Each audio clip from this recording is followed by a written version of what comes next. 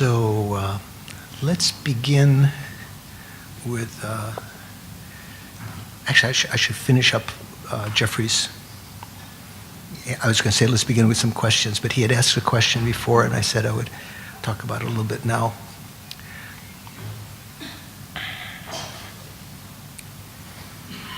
So once one has become an Arya on the Hinayana path, either Shravaka or Pratyeka Buddha, Pratyeka Buddha path, Shravaka path, Pratyeka Buddha path, one, the classic, very well-known presentation of what are called the four Aryas, four types of Aryas. Actually, you could also say 8. We'll explain why. 4 Aryas. Stream enterer. What's this Sanskrit or the Pali? No, for stream enterer. What's the Pali name? What is Sotapanna? Something like that. Sotapanna, and then once returner. What was it? No more returner? What is it called? Never returner, not returning not at all. And then arhat. So Jeffrey had asked a little bit about that before, so yeah, he knows about it. I think he was like the Buddha, sometimes asking so that the person who's talking will give a more full presentation. He knows already, so he doesn't. He's just asking. So like when Lama Zopa Rinpoche asks questions of His Holiness or other teachers, it's not because he doesn't know. It's because he knows it'll be beneficial for the audience to hear the answers to this.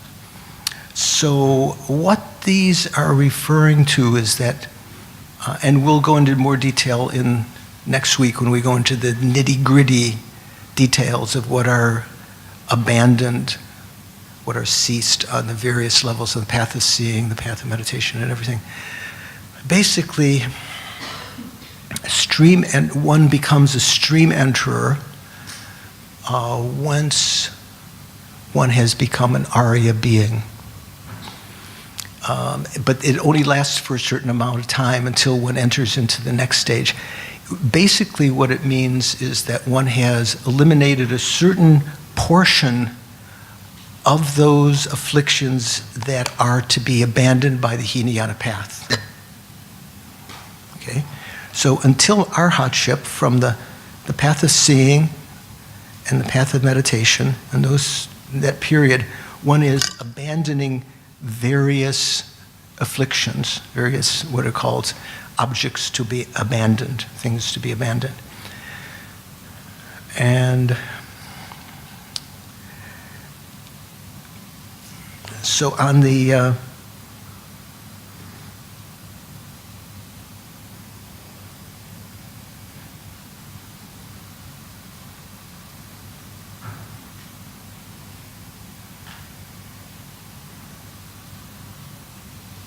according to the Hinayana point of view, on the path of seeing, one gets rid of the first 6 of 9 innate obstructions that are associated with the desire realm. So what does that mean?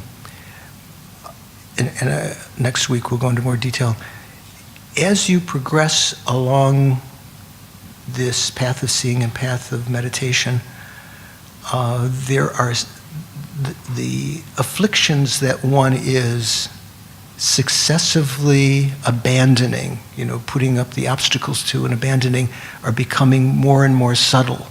So one is abandoning, first of all, the grosser varieties, and then subsequently those that are more subtle. Generally, there are said to be 3 realms of cyclic existence. Do you know what those are when we say the 3 realms? The desire realm, the form realm, and the formless realm. So what, maybe you get an idea of that, because some of you know what these are, some of you, have you heard of those before? Form realm, formless realm? No, okay, you're good, you're good test for just check whether people know.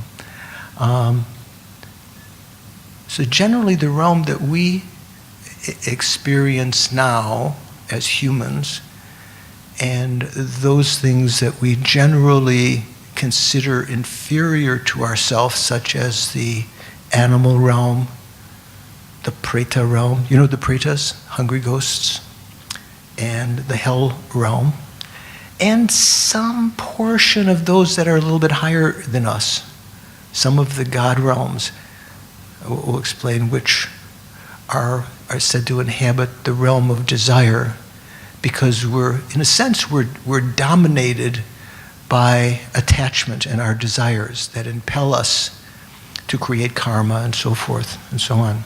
The desire realm. There are certain gods, we say devas, that also that are higher than that are in the form and formless realms. When we say devas, we mean sentient beings that happen to have a rebirth in one of those realms. Some of the gods are not so far from us in the desire realm.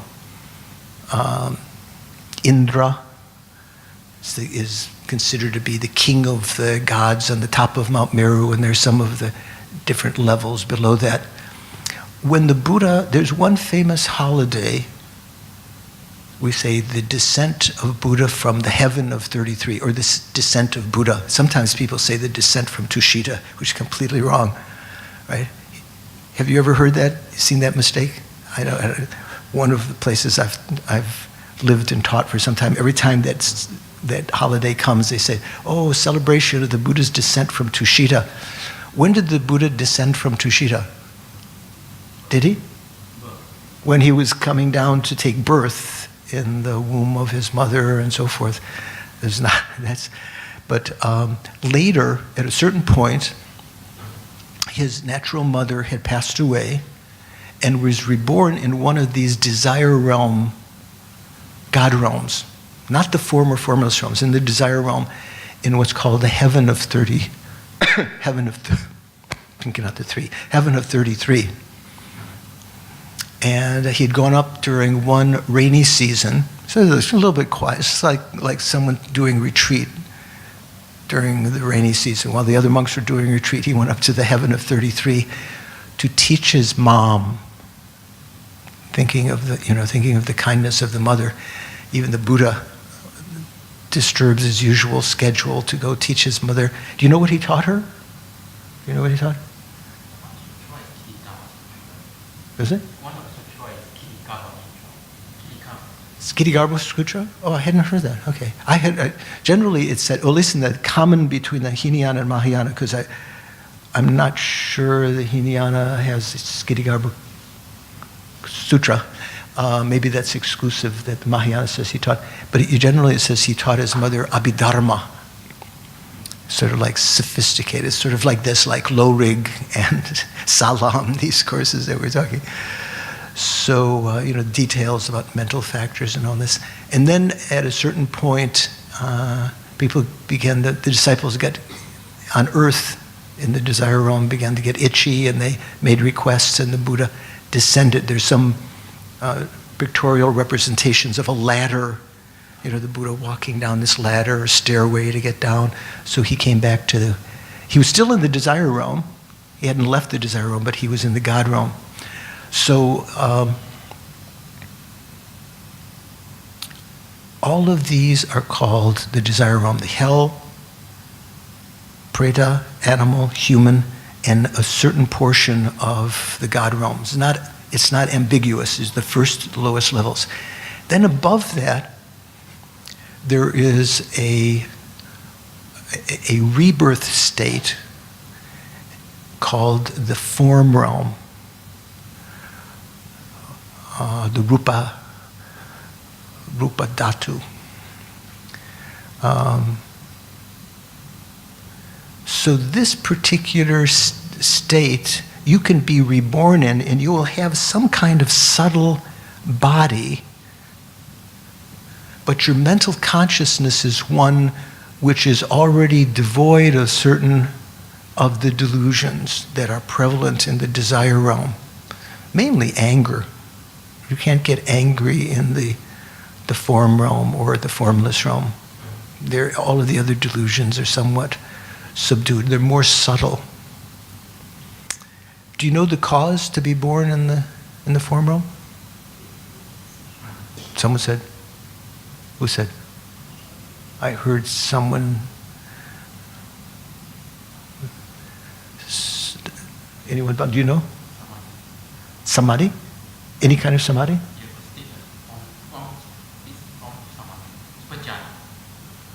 What?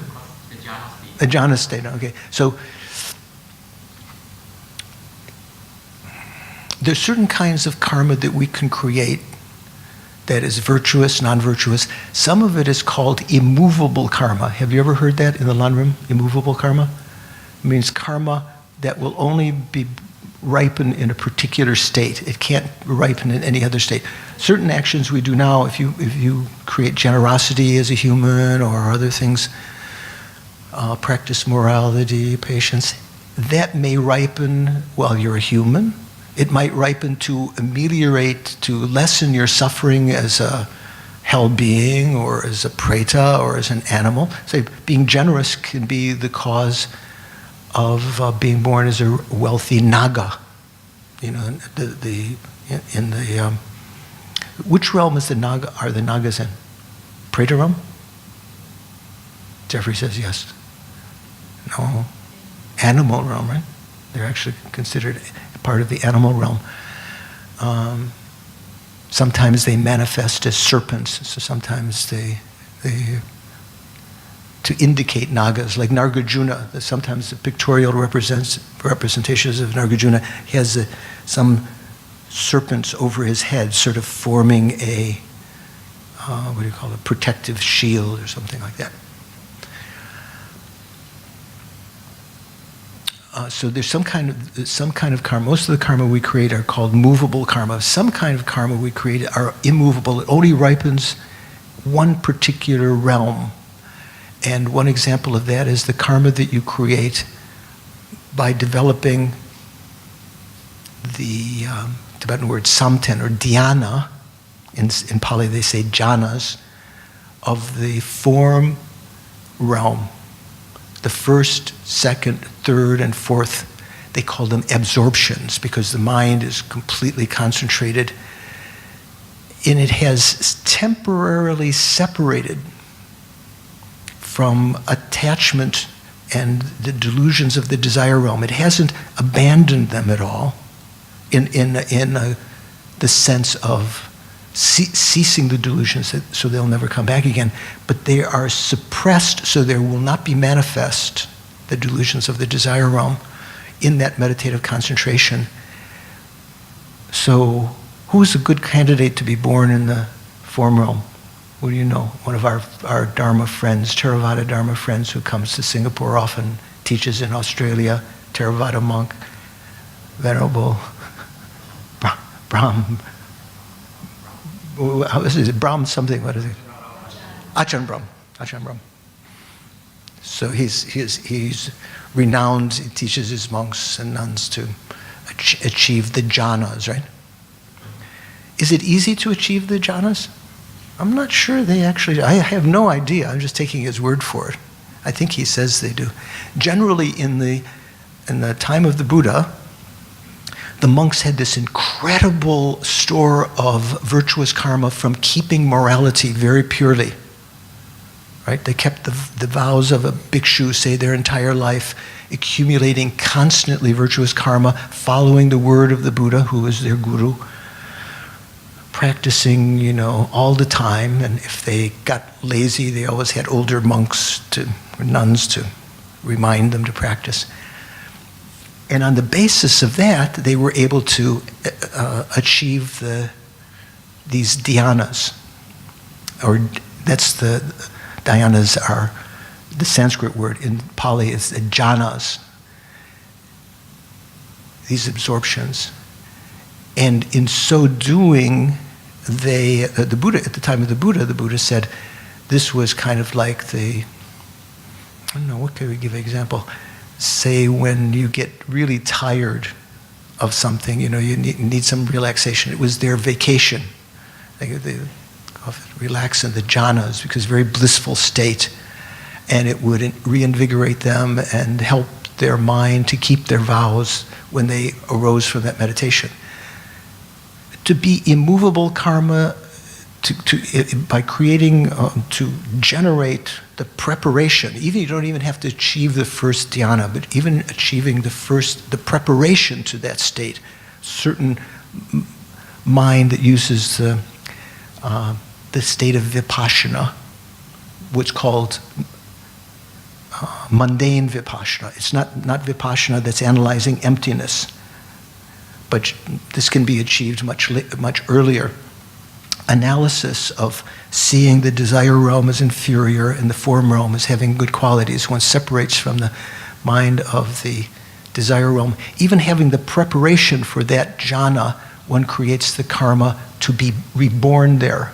And that's said to be immovable karma that will only ripen in that way. It won't ripen in any other way. Does that mean you will necessarily have to be born in the form realm?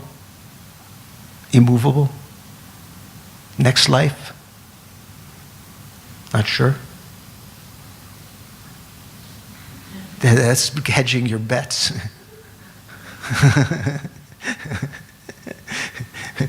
Shaking the head no, but shrugging the shoulders like, I don't know, I'm not sure. Anyone know? Do you have to be born in the form realm if you create that karma? No? Oh, okay. That was kind of both. So I don't think so. It was a very great amount of karma, but it won't ripen in any other way. It can't be. It can't be utilized in some other way. But there may be some causes. Generally, it's not necessary for the Bodhisattvas to be born in the form realm. But some of these 4 aryas of the Hinayana may be born in the form realm and continue their quest for nirvana there. Generally, the Bodhisattvas, they develop these jhanas, the 4 jhanas of the form realm, or dhyanas, and the 4 dhyanas of the formless realm, in order to strengthen their mind. They even have certain meditations where they will achieve a certain jhana or dhyana, sort of this meditative absorption, and then jump to a highest level, and then jump down to a lower level in very quick time. Generally, it takes time to rise from one of those meditative absorptions. Absorption already has the sense of, having reached a certain state of intense concentration, absorbed into something. So it takes some time, generally takes some time to arise from that, and then takes time to enter into another one. But the Bodhisattvas practice jumping back and forth so they can enter into one of these states in just a thought instant, to strengthen their mind, their abilities. So there are certain delusions of the desire realm which have analogs in the formless realm. When you're born in the formless realm, you don't necessarily have cities that you walk around and, MRT and things like this. A little more localized, but they are beings who can perceive the lower realms, perceive the minds of people below them, and they can practice the Dharma and so forth. And they have delusions that are of their own realm. Certain attachments to form and sensual pleasure and to pleasure of the form realm. Then there's a realm above that, so to speak. And here I don't mean necessarily vertically above, but above in in its subtlety, a finer state that's called the formless realm. And in the formless realm, one doesn't have a gross body. One has, if you really analyze it deeply, even in the Theravada and the Hinayana, not in the Theravada, but the Hinayana teachings in general, it seems like they do recognize there is some kind of subtle form, but much subtler than the form of the form realm. And one has a finer state of mind that is divorced from the afflictions of the form realm.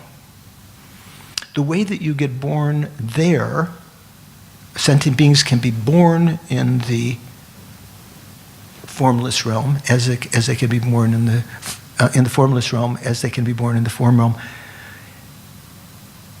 And also, living beings could create the mental state of the form realm. We say a person who is in one of the jhanas of the form realm, these meditative absorptions, at that point they have a mental state of the form realm. They have a form realm mind at that time. Their mind is separated from attachment to the desire realm. Likewise, a person can develop the meditative absorption of the formless realm various ways, seeing even the form realm as inferior and thinking, what are the various levels of the formless realm, do you know? Infinite what? Infinite consciousness? What? Infinite, which first? Infinite space? Infinite space. Thinking, it's nothing but space. Just concentrating on that. And as the mind absorbs into that, one can develop a certain kind of jhana or dhyana or meditative absorption of the first of the four formless realms. Then infinite consciousness, thinking, okay, something more than space. There's just consciousness. That has nothing to do with the Chittamatra school necessarily. When I say only mind only, but on the basis of that, one can obtain a slightly more subtle, then nothing. There is nothing. Having a meditative absorption like that, although these states are generally not so useful for meditation because, let's say for meditation on emptiness, because the mind is so subtle at this point. It's difficult to recall and analyze emptiness and so on. No? No, go on. Did I make a mistake? No. Yeah. Okay. So sorry. I'm so sorry. I unconsciously just... No, not at all. Because what I understood was Achita who predicted that the Buddha will be the Buddha, from as a form of when he was a baby. He was very old, and then he cried. At first, when he saw the Buddha, the baby Buddha, Siddhartha prince, he was very happy, and then after that he cried. So the king asked him, why are you so happy and then you cry at the same time? He said, I'm happy because I'm very sure this Siddhartha prince will become a Buddha. Right. Then I cried because I'm very old now. I won't be able to hear the teachings of the Buddha. Right. So he said he will die and then he will be born in the formless realm, which is just pure consciousness. And when he is born in the formless realm, there's no faculty to communicate even with the Buddha. So he won't be able to understand and listen to the Buddha's teaching. Sorry. Yeah. That is my understanding. I consciously just... Yeah, no, that's good. So is that in opposition or contradiction to what I said? I said generally it's very difficult because the mind is so subtle there to practice the Dharma, to meditate on emptiness. So that goes along with that even that person was saying that they'd have no ability to hear the teachings and so forth. So then the fourth, peak of cyclic existence. So there, even the person who's developing these these meditative absorptions, even abandons these incredibly subtle afflictions of the formless realm just below it, nothing at all, and it is considered to be the highest.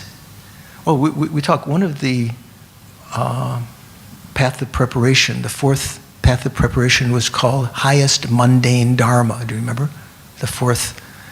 But that had the sense of the had a different sense. Here, this is the peak of samsara, means the delusions that are present in the individual's continuum.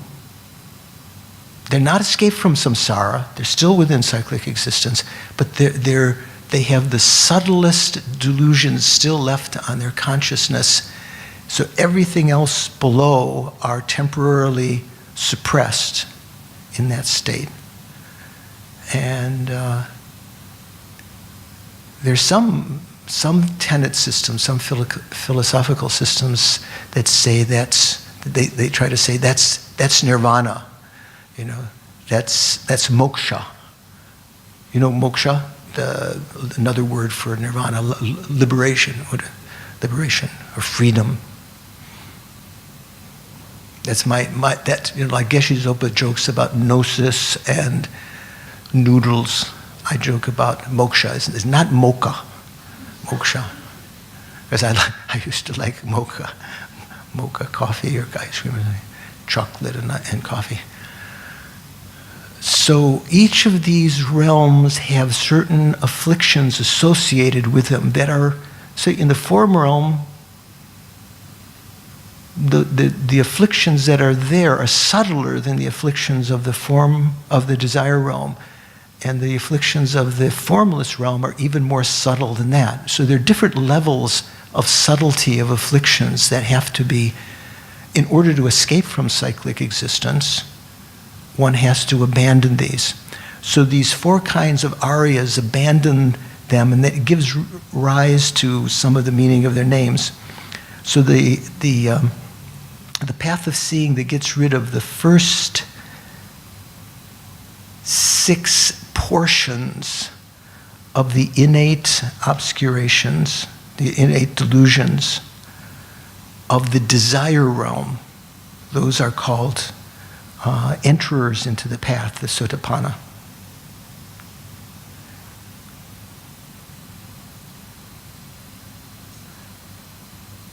Let's see here. What is he? I'm looking at a list from Alex Berzin's site just to have a list here. I have to translate from his terminology. He says, what a Hinayana accustoming pathway mind gets rid of includes the 9 grades of the automatically arising form of emotional obscurations associated with minds on the plane of sensory desires,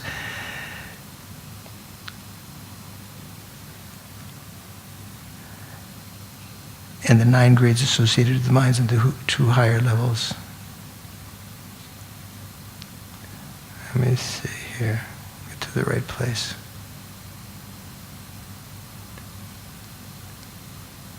So the stream enterers attain a path of seeing with the aim of getting rid of what we saw, the intellectually based afflictions on all three planes, on the desire realm, form realm, formless realm, all of the intellectually formed afflictions. That person who enters into meditative absorption on emptiness or selflessness, let's say, Hinayana practitioner, when it becomes an antidote to those intellectually formed afflictions, they become a stream enterer. In fact, they become an Arya being. When does that take place? On the path of seeing or on the last moment of the path of preparation? Do you know this argument? Some Hinayana schools say on the highest mundane dharma, the path of preparation, one becomes a stream enterer, even an Arya. But the Mahayana schools, in general, the Prasangika says, no, you only become an Arya once you have that direct realization of emptiness, not before. You haven't entered into the path until you actually realize emptiness. So that person is called a stream enterer. So there's two portions of that. There's a stream enterer, or entering stream enterer, and then there's someone abiding in the state of being a stream enterer. So the entering into the state of stream enterer is like what's called an uninterrupted path, when you actually have the antidote to the delusions present. So the delusions, the afflictions, are not present, but they're in the process of being abandoned. Some seeds still exist in your mind, but they are not manifest in your mind. The next thought instant in that meditative absorption, you are said to be an abider in the fruit of stream enterer. That's why I said there are 8 divisions of these aryas, right? You've heard that before, right? Enterer into stream enterer, even the word enterer comes twice, and abider in the fruit or the result of stream enterer. Does that sound familiar, Jeffrey?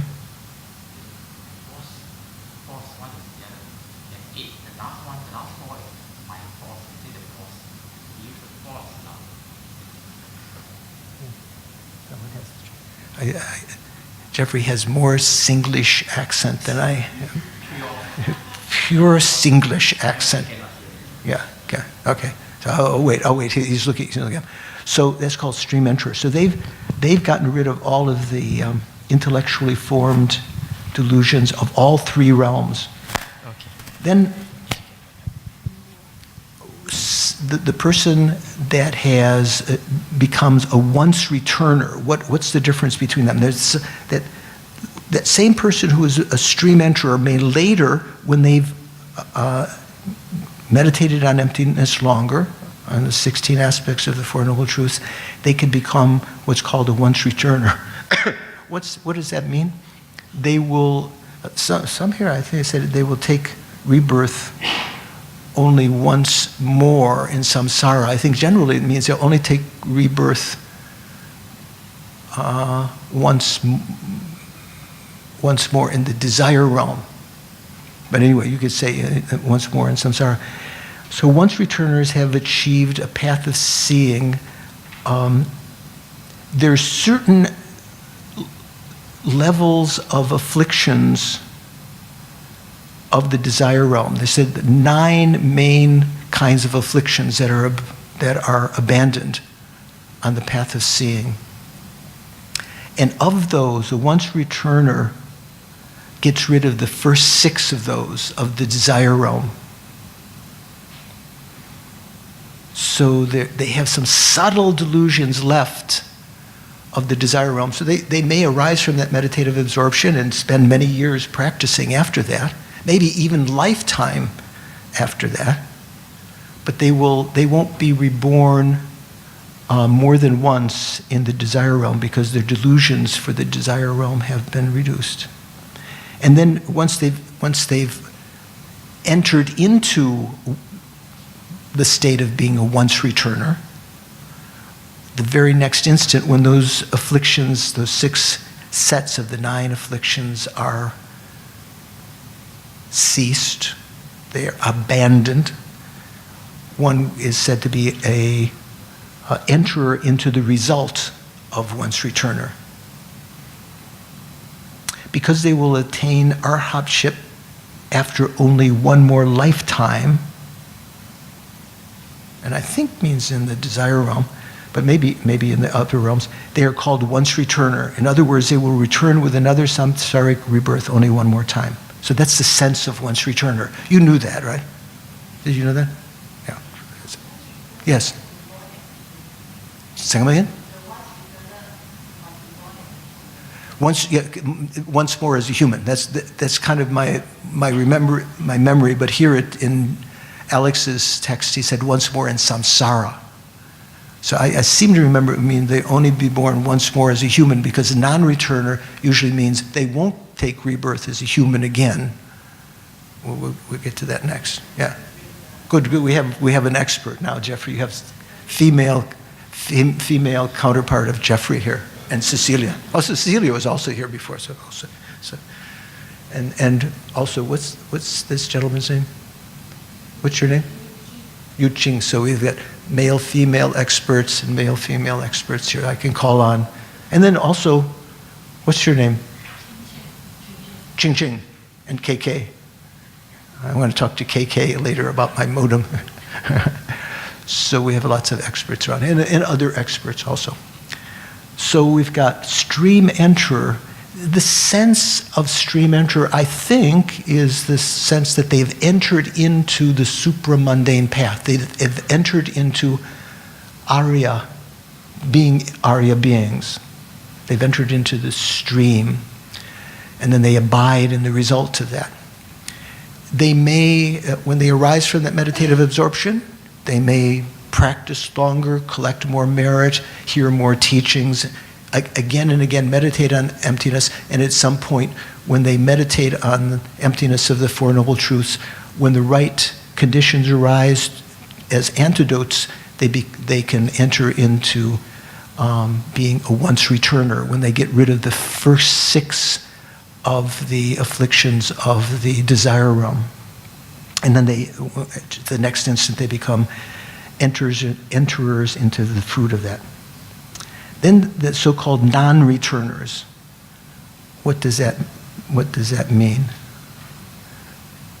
They get rid of the last 3 sets of afflictions of the desire realm, the subtlest ones. So if they're rid of all of the afflictions of the desire realm, why would that mean they wouldn't take rebirth in the desire realm any longer? Because the sense of non-returner is that they won't take rebirth in the desire realm again. Certainly, when I say the desire realm, you can say human general. Why is that? Because they've already abandoned rebirth in the hells, in the lower realms, in the hells, the predator, the animals. When? On the patience level of the path of preparation, remember? The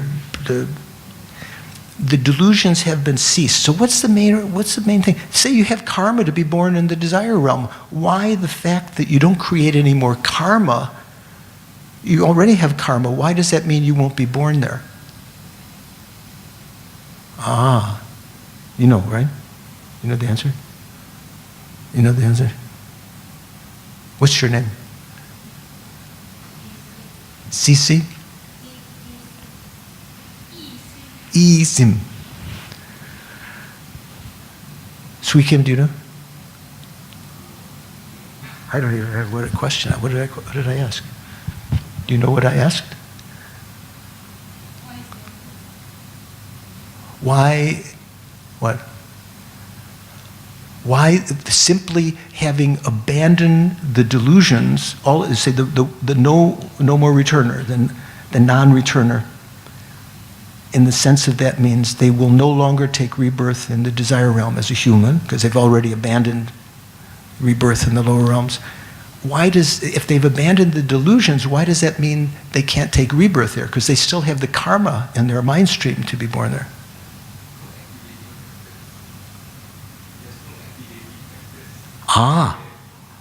This is also my number 1 expert. Okay.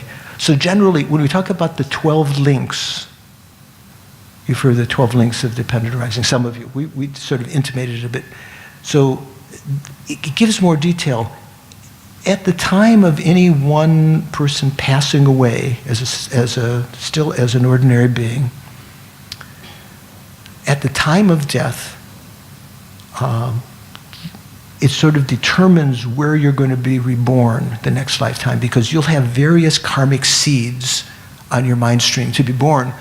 Maybe in the form realm, if you have some immovable karma, if you've developed that jhana, or you have some seeds to be born in the hells, the animals, the pretas, the human, and so forth. So it depends on the state of mind at the time of death when we talk about craving, grasping, and becoming. These are all, craving, grasping are delusions. They're actually amongst the afflictions, and they are modifying some karma due to your state of mind to ripen more rapidly than others and to reach the state of just about to be mature, just about to throw you into the next rebirth. Craving, grasping, becoming is the state where that karmic seed has been fully actualized, sort of like in a whole plate of seeds here. I'm not sure. It might be that if you were to, let's say as a worldly example, maybe if you were to put upward through some, say it's on a big screen, so there's some air can come up, so you put up through it certain chemicals that will activate certain of those seeds and not others. Does that make sense? It might be, in a biological, botanical sense, maybe certain nutrients that are going to cause the cardamom plant to grow or the pepper plant to grow or the, whatever.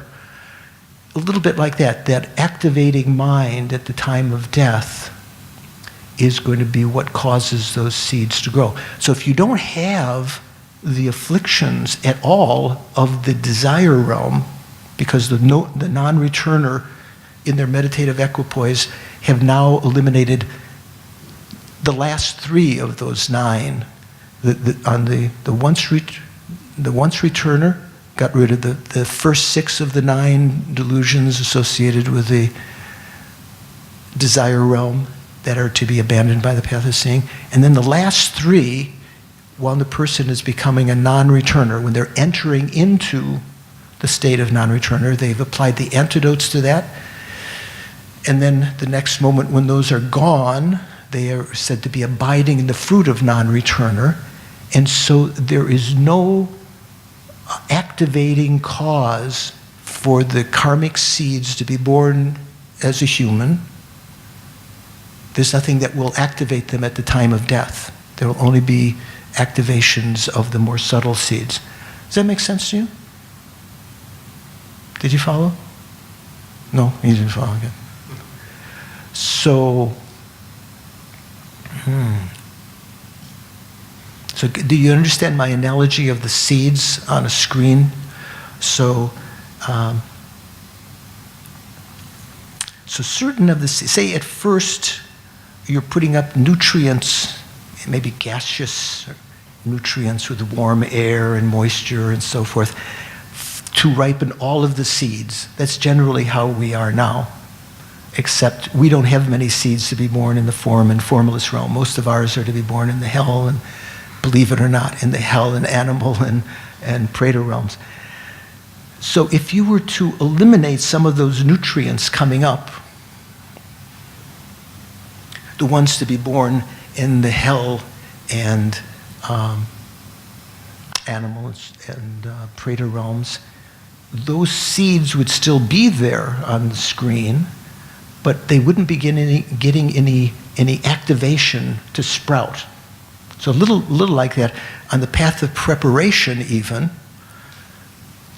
one has, the nutrients, and maybe this is a good example, the nutrients coming up at that point are so meager to activate the seeds of the desire realm that they'll never come up. Still some nutrients coming.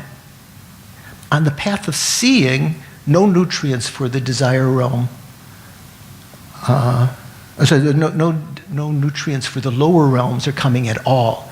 But even before that, there was some activation, but it was so meager that it was not enough to cause you to be reborn in those states. Now in the path of seeing, you won't be born in the lower states because of not having any kind of activation nutrient, but also as a stream enterer, well, say a once returner, you've eliminated the activation energy, let's say the nutrients to these seeds in this analogy, to the seeds of a certain portion of the desire realm, that only the most hardy of those seeds will be able to throw you back into the desire realm. So we call that a once returner. And then when you become a non-returner, there's no nutrition, no activation for the desire realm seeds at all. Does that make a little more sense? Just by that analogy? Okay, so I think just so you feel comfortable. So then, when entering into the state of arhatship, you're not yet an arhat, you're entering into arhat. So that a meditative equipoise, and you've now applying the antidotes, because you've abandoned all of the delusions associated, all of the afflictions associated with the desire realm. All that's left are the subtler afflictions of the form and formless realm. And both of them have 9 sets of afflictions. You abandon all 9 sets of the form and formless realm. You are abandoning them on that first meditative equipoise. This would be on the, if you look of the various 5 paths, this is on the path of meditation.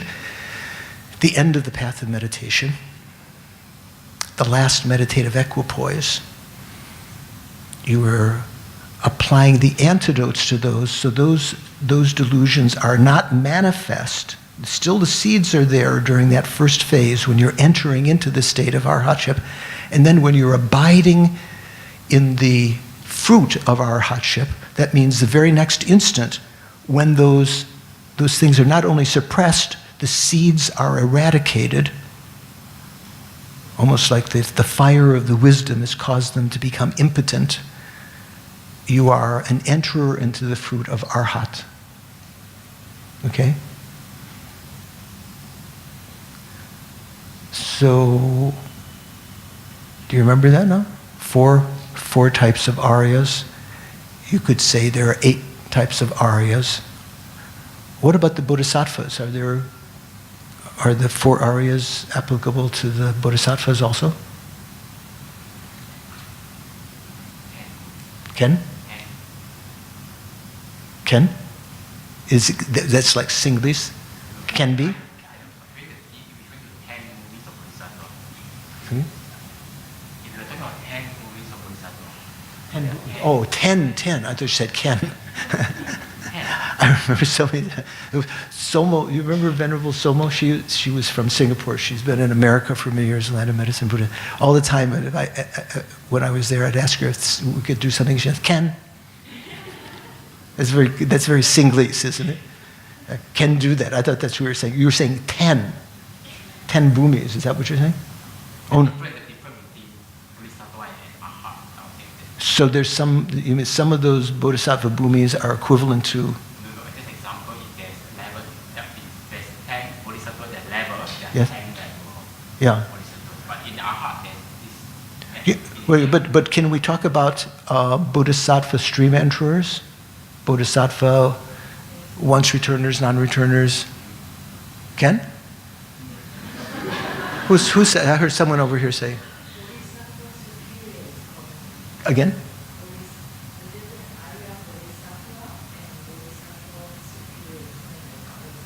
Arya Bodhisattva, Bodhisattva superior mean the same thing, right? It's just a translation of the words Arya.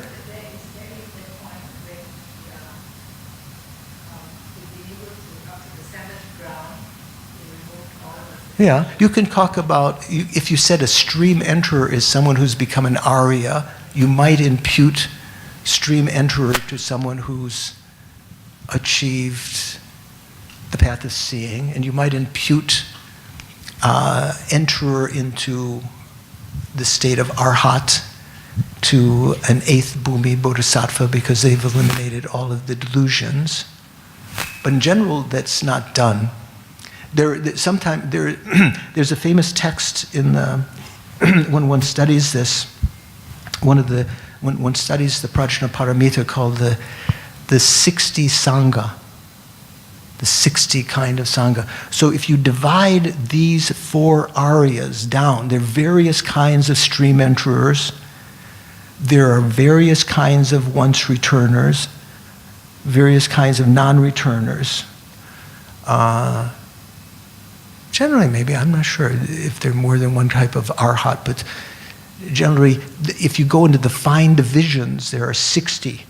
So that's what the geshes, the Tibetan monks, like our Ken Rinpoche, Geshe Chuni, having studied all of the philosophical texts, and then they go into the highest philosophical class where the other people have already graduated. They go into sort of postgraduate, called the Larampa class. They study again Vinaya and Abhidharma, and during their meals and everything, they would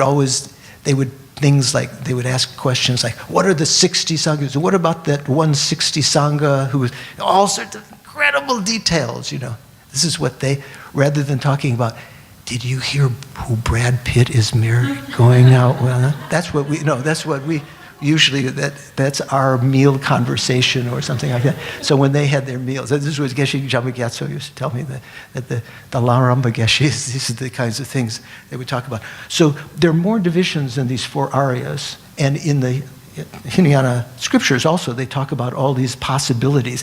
There's some once returners that might have had the karma to do this or that, and So generally, those names, there's a way of imputing some names, just as you had suggested when you gave those 2 examples of being Arya and being Arhat to the Bodhisattvas. But in general, they say that's just Mingtakwa, that's just imputed. They are not generally called that.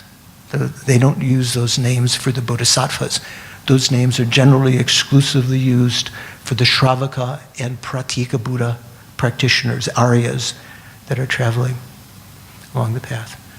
So the Shravakas and Pratika Buddhas have previously become a person who's qualified to be a religious practitioner by thinking of the future lives.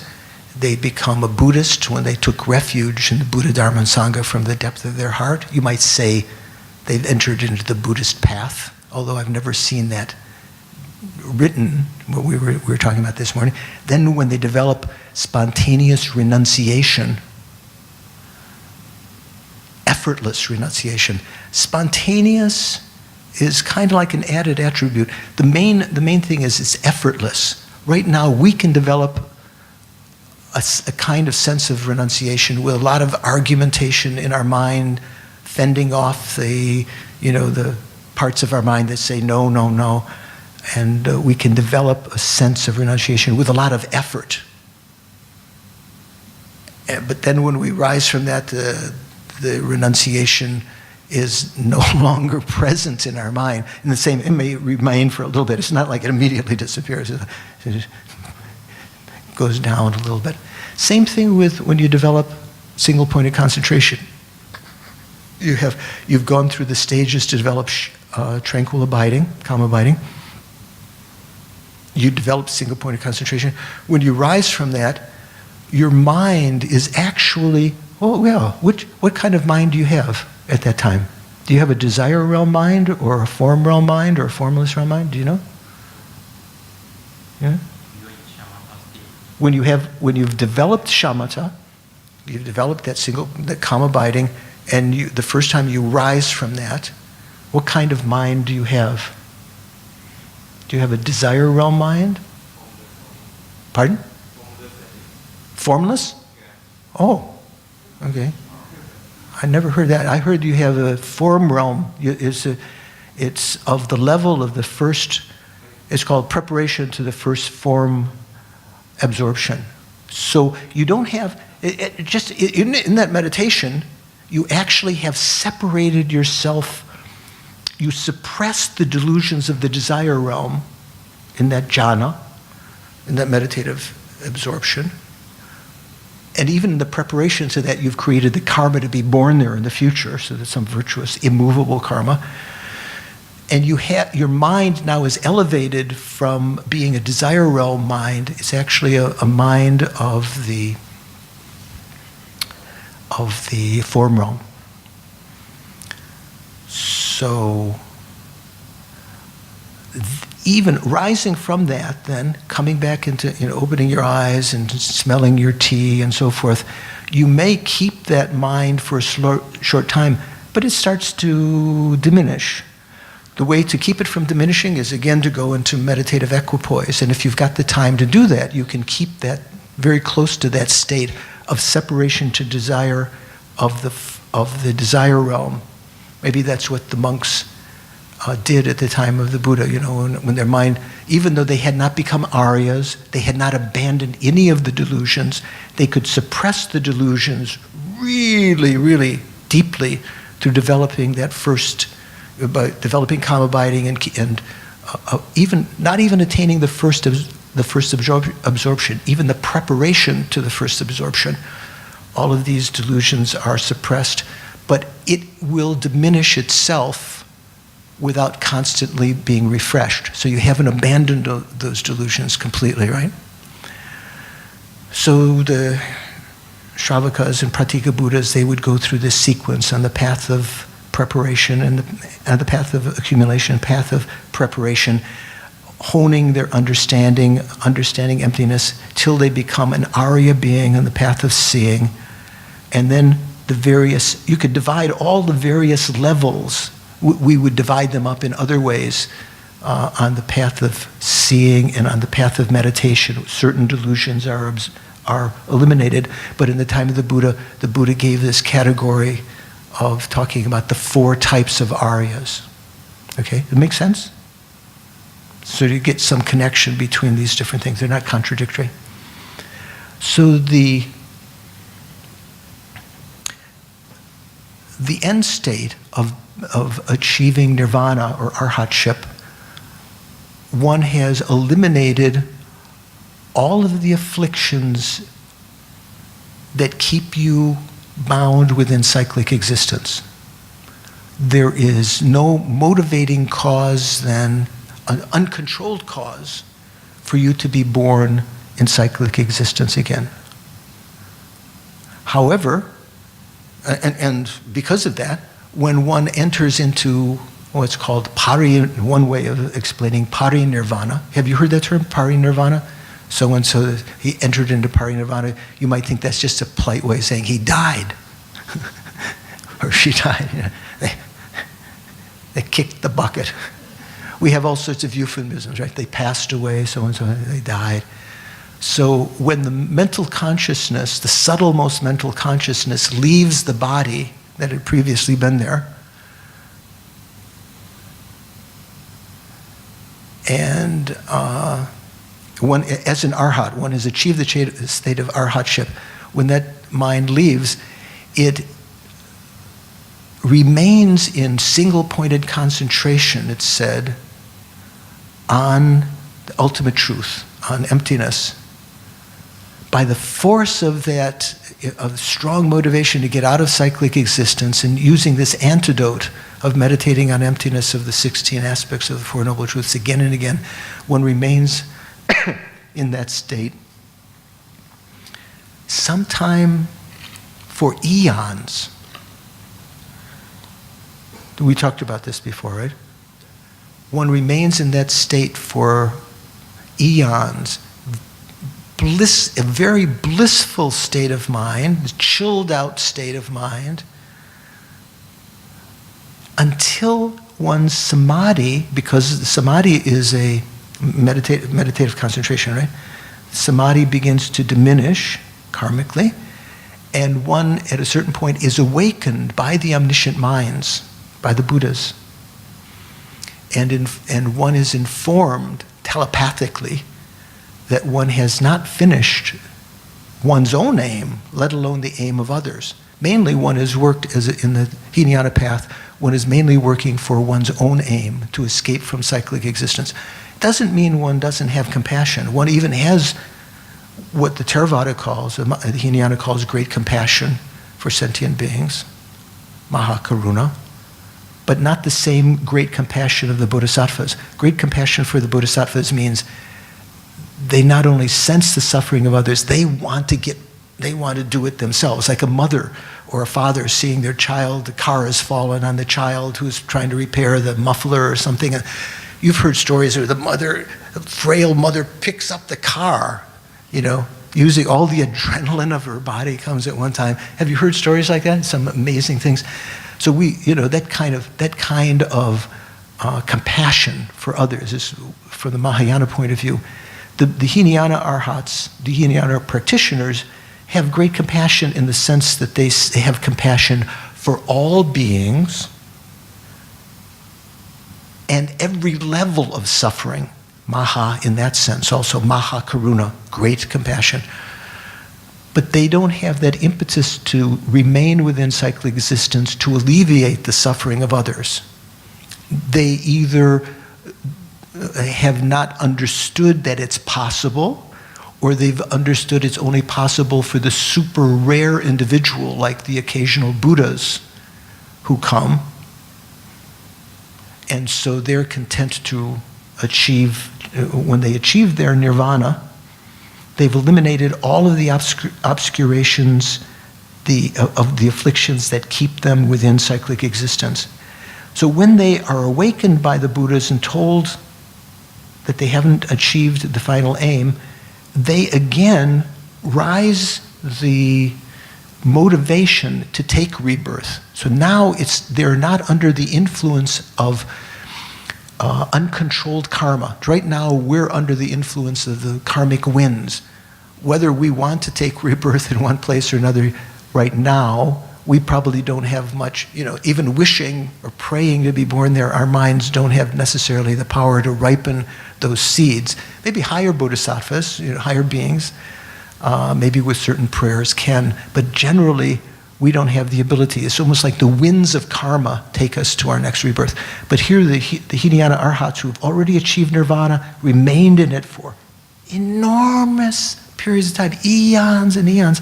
When they're awakened, they take rebirth out of their own volition, using a certain portion of some karmic seeds in their mind to take rebirth in cyclic existence. And they practice, they accumulate merit for a long, long period of time, just as the bodhisattvas have to accumulate merit for the general thing that's said is 3 countless great eons. Have you heard that before? Have you ever heard that expression? Countless great eons? So you might say, countless great eons. What does that mean? It's like they can't count any higher. There's some number. There is a number like that. Do you know what that number is? Do you know what that number is? Countless? What it refers to? Sweekham, do you know what it is? Anyone knows mathematical notation? 10 to the 60th is called gangme, countless. And so they do have names for numbers higher than that in Sanskrit, but generally they stop there because there's no 10 to the 60th. What does that mean? 10 to the first means 1 followed by 1 0, right? 10 to the first. So 1 followed by 1 0, 10. 10 to the 60th means 1 followed by 60 zeros. That's it's probably, when they talk about the number of atoms in the universe and the different things like this, you probably haven't seen a number that they ever talk about 10 to the 60th. So 10 to the 60th eons, not 10 to the 60th seconds or years, 10 to the 60th eons, the ordinary bodhisattva accumulates merit in order to achieve enlightenment. Okay? They need that kind of karma to do that. That doesn't mean every bodhisattva takes that amount of time. Even regardless of, because it's practice, some bodhisattvas enter into the tantric path, they can achieve enlightenment even in 1 lifetime or 3 lifetimes. But regardless of that, even on the bodhisattva path, completely not talking about tantra at all, the very famous bodhisattva in the Prajnaparamita, a whole chapter, always crying bodhisattva. Do you know who I'm talking about? So much devotion to his guru. Because of devotion to his guru, even waiting for his guru to give teachings while the guru is in meditation, even cutting his skin to take his blood because there was dust outside, in the air, and there was no water to be found. So even taking his own blood to use to keep the dust from going, and various kinds of incredible devotion to his guru, he was able to accelerate and collect the merit of maybe one of those three countless great eons, achieved, the path of seeing very quickly. So there are various ways. It doesn't mean you have to spend three countless great eons in samsara. There's ways to accelerate that even in the Bodhisattva path. But generally, that's the amount of time it takes a Bodhisattva to achieve enlightenment. So what's the reason? Why does how long does it take to achieve arhatship for the Shravakas and Pratika Buddhas? Eons? Jita?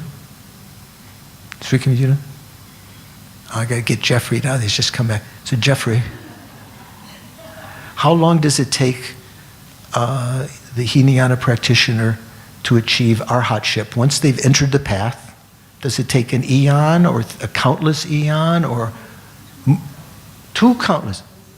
Oh, it takes two countless eons. Oh, what do you think? Huh?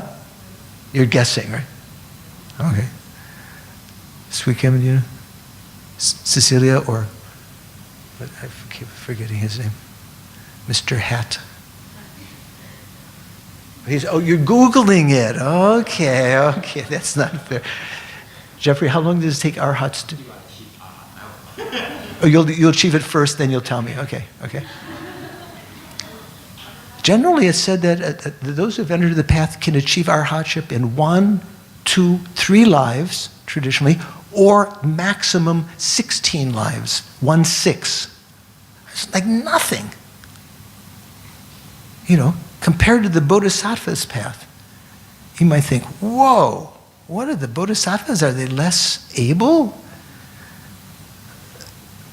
Why is it, and why after 16 lifetimes, if they haven't achieved it in 16 lifetimes, it's almost like they're still reborn again, and they might even have some instincts to practice, but the strong impetus that started this endeavor, seeking liberation from samsara, that strong renunciation, it diminishes. Why? Because that kind of Hinayana renunciation is one that eschews desires, diminishes the importance, finds revulsion and disgust in the desire realm attributes. So it's quite severe kind of practice if you were to practice it very seriously. And it's said that because you are suppressing desires, that can only be sustained for a certain amount of time. So the arhats, they achieve their goal quite quickly because they're not eliminating all of the obscurations to enlightenment. They're only eliminating the obscurations, the emotional obscurations, the afflictive obscurations to liberation. And they can do that in 1, 2, 3, or even up to 16 lifetimes. But after that ability to keep away from desires is hindered very much. So they usually achieve their liberation with a maximum of 16 lifetimes, but sometimes quicker, 1, 2, 3 lifetimes. So not two countless great eons. I don't think that anyone could keep that kind of renunciation, Hinayana renunciation, for that long. The Bodhisattvas, on the other hand, do have strong renunciation, but they utilize desire, not the same way the Tantra utilizes desire, but they utilize desire, accumulating wealth, having family, and so forth, to pursue the path to benefit other sentient beings. So they're not deprived.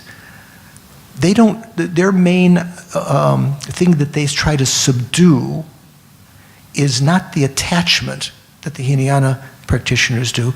The main thing that the Bodhisattvas try to subdue is hostility, anger, and so forth. because the main thing they're trying to cultivate is love and compassion for others.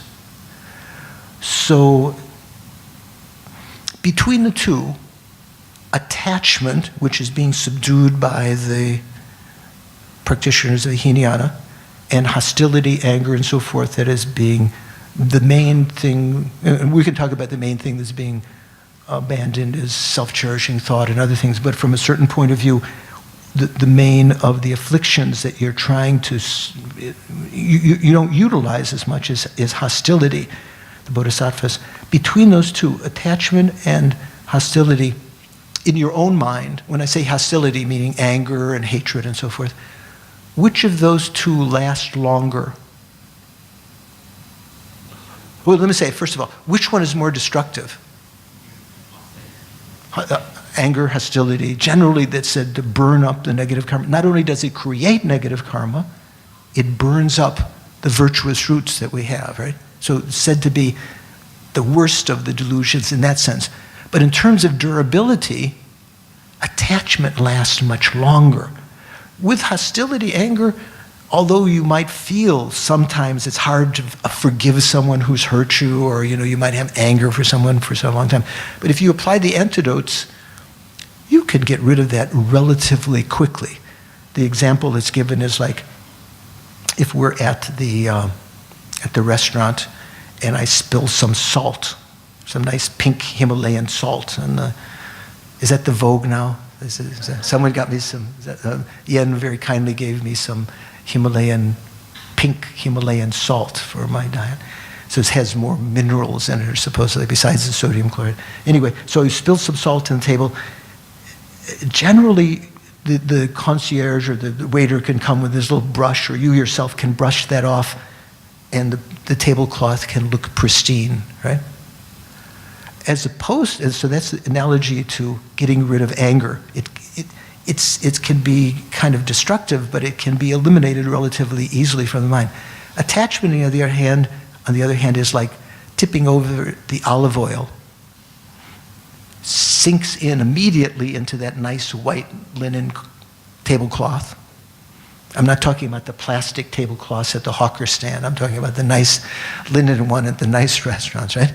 So what happens then? Is that easy? Can the waiter just come and sweep that off? Generally, no. They try to pat it up with some other napkins, but it's still a big stain there. Why? Because it absorbs into the cloth. So like that, attachment, because the appearance of the object of your attachment is something that is karmically dictated, due to your karma, it looks attractive. And without applying the right antidotes, it's very difficult. It's almost as though the mind sinks into that object. Do you know the expression heartbreak? When you fall in love with someone, and then there's some separation. So like my heart is broken. It's almost as like, because that object that your mind is sunk into now has been pulled away from you, either from them or your own side or whatever. It's almost like your heart is breaking. So attachment, although not as immediately destructive in any one moment, generally, as anger, because anger not only creates negative karma, as attachment does, but anger destroys virtuous karma. Attachment has the added, the separate feature or fault of being durable, very difficult to extricate from the mind. Anger can be extricated, can be eliminated through antidotes, temporal antidotes, much more easily. And if you have trouble like me with getting rid of anger, you might say, well, if anger has been so hard and it's supposed to be easy compared to attachment, yeah, I can understand why attachment, in the Theravada tradition, when we talk about the root, the main cause of cyclic existence, what do they posit as the main cause? Yeah, but what's the real word? Trishta, what is that? Thirst. thirst, sort of like thirsting. It's kind of, and we usually translate that in Tibetan, they translate it as a word which is translated in English as craving. But basically, the real meaning of that word is not the usual word for craving or attachment. It's a particular kind that's thirsting for. It's like,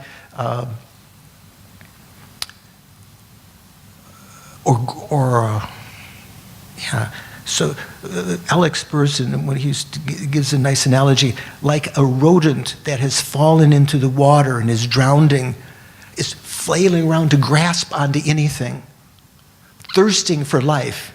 So at the time of death, our mind grasping, thirsting to have a continuity of life, is grasping into any of these seeds, that might keep a continuity of life. So generally in the Hinayana tradition, that sense of attachment or thirst, extreme attachment, is considered to be the root of samsara. Whereas in the Mahayana, we say, no, that's not, it's only even the underlying cause for that, that's the root of samsara, the grasping for true existence. Grasping at true existence. What does that mean, grasping at true existence? It means something appears to be existing from its own side. It's not like you are grasping at it like the rodent who's trying to keep alive, but you are just acquiescing to that, adhering to that, saying, oh yeah, that's right. It's like you're giving no second thought to it. That's sufficient to be called grasping to true existence. Okay? So the Hinayana Arhat has eliminated all of the obscurations that keep them in samsara. They are awakened at a certain point. They come back, they practice the Bodhisattva path. To what end? What else do they have to eliminate? Which kind of obscuration? Knowledge obscuration is one way of translating it. Tibetans say shedip. You could say that the obscurations that prevent one from achieving omniscience, from knowing all phenomena. So if you add some extra words to knowing, it doesn't mean know, it means knowing all phenomena. According to the Hinayana, when the Buddha was alive, so the Hinayana tenets, they understood the Buddha had some higher qualities, something differentiated the Buddha from the other arhats. He was the Buddha, right? And so they gave various qualities of the Buddha. The Buddha knew things distant in time, in the past and in the future, that the arhats with their clairvoyance could not see. The arhats with their clairvoyance, like Mahamoggallana, that had special clairvoyance, could see a certain amount in the past and future. So there are examples at the time of the Buddha. One old man, I think I told you the story, you know this story many times from Geshe Chuni, other lamas. One old man came, wanted to become a monk. And I'm not sure, Shariputra, maybe it was Shariputra, searched with his clairvoyance, or maybe it was Mahamoggallana, searched with his clairvoyance whether this person had created any karma in the past to become successful. What? Arhats can see for 500 lives. Okay, 500 lifetimes. Maybe some more, it depends. Pratyeka Buddha Arhats, others. Anyway, something like that. He couldn't see anything that this guy had created that would make him successful. You know the story. But then the Buddha appears and, come on, I can see that sometime way, way back, he had been born as a fly, had alighted on a piece of cow dung. Even without his volition, he was eating the cow dung, and the cow dung circumambulated in some water around the stupa. That's one rendition of the story. There may be other variations. And that subtle karma from the side of the object. There was no volition from the fly to circumambulate the stupa, but he had created some karma to be successful as a monk. So the Buddha asks Shariputra to ordain him, and he actually became successful as a monk. So the Buddha could see distant in time. The Buddha could see distant places. Like, I think it was also, was it Mahamoggalanyana's mother had died. Mahamoggalanyana tried to see with his clairvoyance where she was born. He searched out in all these different directions. You know, his clairvoyance went maybe 500, I don't know, 500, not 500 lifetimes, that's talking about time, but some distance. And he couldn't see his mother, and he went to the Buddha, and the Buddha said, oh yes, your mother's been born in the northern direction in this universe, and that. The Buddha could see beyond where the arhats could see in distance, and so forth. So the Buddha was said to have eliminated certain kind of obscuration to knowing. They didn't use that exact word. What, you want to say?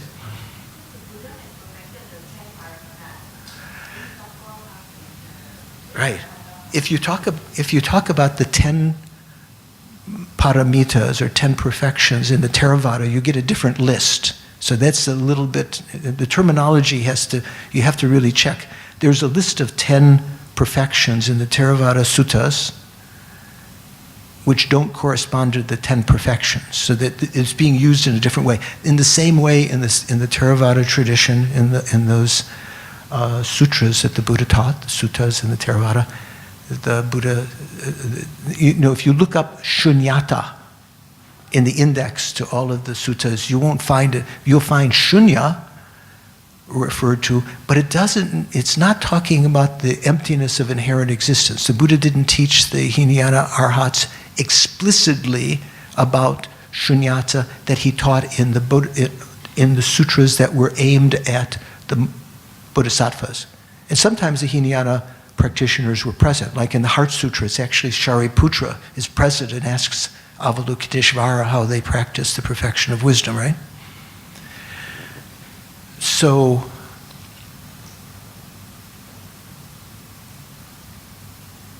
there's a sense in the Hinayana tradition, in the Abhidharma, that the Buddha had eliminated more obstructions than the Hinayana arhats, the Shravaka and Pratika Buddha arhats, so he could see further distances and know more phenomena and so forth and so on. That's kind of an analog to the term that you were using. What's your name? No, this gentleman. Was it? Vijay. That he was saying the obstructions to knowing, or the obstructions to knowing all phenomena. In other words, the obstructions to omniscience. There's certain kinds of, even when you've eliminated all of the afflictions from the mind, and I gave this example the other day, if you were to take all of these jasmine buds, I'm not sure, they don't have much fragrance now. Maybe it's because still have some remnant of cold. Are they meant to be fragrant? They're meant to be fragrant, right? Maybe they've sat here for a while, so they've lost a little bit of their fragrance. Let's say they're fresh, very fragrant. If you were to toss them out of this bowl, you might think, oh, so there's not going to be any more fragrance. But if you smell the empty bowl, once the jasmine leaves have been taken out, you'll still have a little bit of that fragrance, right? It's as though the fragrance has embedded itself into the glass, or maybe a wooden bowl that you have put some garlic in. You take out the garlic, and even you wash the bowl. You might have to wash it many times, and even then, because the garlic odor has penetrated, has imprinted itself within the wood. The example I gave before from the West, in the springtime when people take off their sweaters and their woolen garments that they use during the winter, they'd put in the cabinets, but to keep the moths, the larvae and the moths from eating the wool, which they like to eat, they would put in little balls of, I'm not sure, naphthalene or camphor or other things that the moths and the larvae didn't like, to keep them away, right? So when you emptied out your woolens the next winter, when you took out the woolens to use, they'd smell of that. But even you take out the mothballs, they call them, the drawer would smell of that. So that's the example of this. Once when the delusions are present in the mind, they keep a continuity of themselves by our feeding them, because those delusions arise from certain dormant seeds. Even the delusion is not present in our mind, there are seeds of that delusion, we can say, to use a sort of agricultural, analog. There's seeds of that delusion. Even the sprouts of the delusion are not there. If the seed of the delusion is there, when the right conditions for a seed, such as moisture and light and nutrition and so forth, is present, the seed will sprout, right? Sometimes if you look at a parcel of land, even in the desert, over a long period of time of the summer, and then when the little bit of rain comes in the fall or the winter, some things sprout up, even though it looked like there was nothing there. There's some seeds that have some potency. When the right conditions arise, they will rise. Same thing with our delusions. So the manifest delusions and their seeds are in the mind, and when you achieve arhatship, you've eliminated not only the manifest delusions, but the seeds of those delusions. But there is still an imprint, like the garlic, like the jasmine smell, like the naphthalene in the drawer where you keep your woolens. There is some imprint in the mind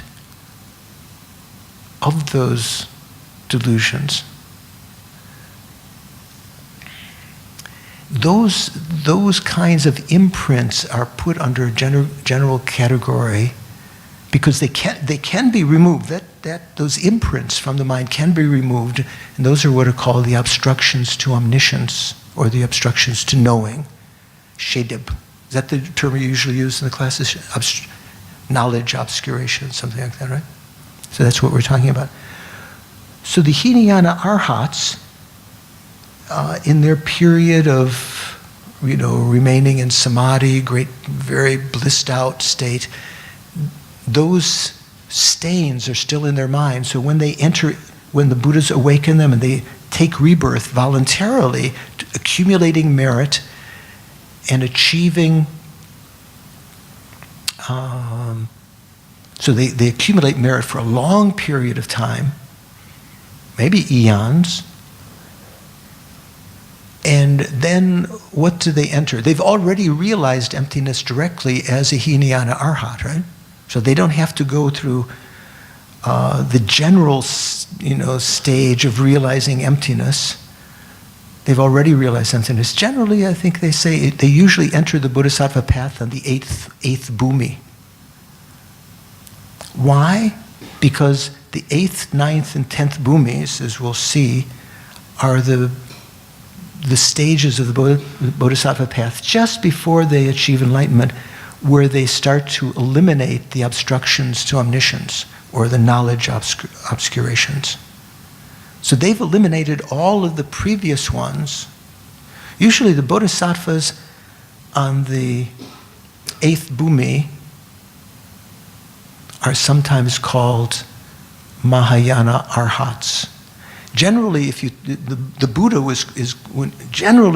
is called Mahayana Arhat, or is called the Buddha Arhat, like when we give the different names. Tomba Chomden De Dejing Shakba Da Chomba Yanda Bazabeda. Dejing Shakba Da Chompa. Da Chompa means Arhat. The different epithets of the Buddha. We say he is the, Tomba, he is the founder. Tomba Chomden De, the Bhagawan. Dejing Shakba, the Sugata, the one gone to bliss. Da Chomba, the Arhat. All of those are epithets of the Buddha. So we say there are Shravaka Arhats, there are Pratyeka Buddha Arhats, and there's the Buddha Arhat that's higher than their Arhatship. He's eliminated not only the delusions, but also the obstructions to omniscience. The Bodhisattva Arhat hasn't yet necessarily abandoned the knowledge obscurations, but they've eliminated all of the afflictive obscurations that keep them in samsara. So they could be called Arhat. Not generally called that, but can be called that. So the Hinayana individual who is awakened enters back into the world volitionally over a long period of time, collecting merit, enters into the Bodhisattva path, perhaps on the 8th bhumi, eliminates the obstructions to omniscience, and eventually attains Buddhahood.